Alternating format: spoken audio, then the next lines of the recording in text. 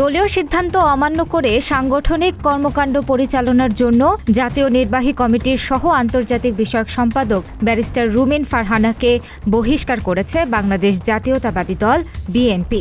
৩০ December মঙ্গলবার বিএনপির senior যুগ্ম মহাসচিব অ্যাডভোকেট রুহুল কবির রিজভী স্বাক্ষরিত এক বিজ্ঞপ্তিতে এ তথ্য জানানো হয়। বিজ্ঞপ্তিতে আরও বলা হয়, বিএনপির প্রাথমিক সদস্যসহ সব পর্যায়ের পদ থেকে তাকে বহিষ্কার করা হয়েছে।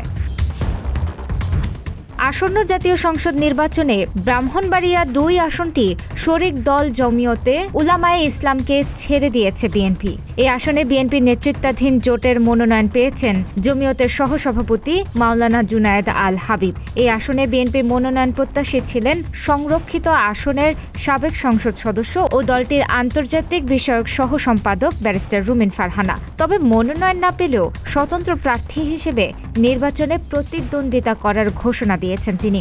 সেই সঙ্গে পদত্যাগের কথাও বলেছিলেন এই সাবেক সংসদ সদস্য। এ বিষয়ে গণমাধ্যমকে রুমিন ফারহানা বলেছিলেন, যদি ব্যবস্থা নেওয়ার দরকার হয় দল অবশ্যই ব্যবস্থা নেবে। আমি তো বাধা দিতে পারবো না, তবে মনোনয়ন কেনার আগেই সম্মানের সঙ্গে দল থেকে পদত্যাগ করব। এছাড়াও বিজ্ঞপ্তিতে আরও বলা হয়েছে, রুমিন ফারহানা ও সাইফুল আলম নীরব সহ মোট ৯ জনকে বিএনপি থেকে বহিষ্কার করা হয়েছে।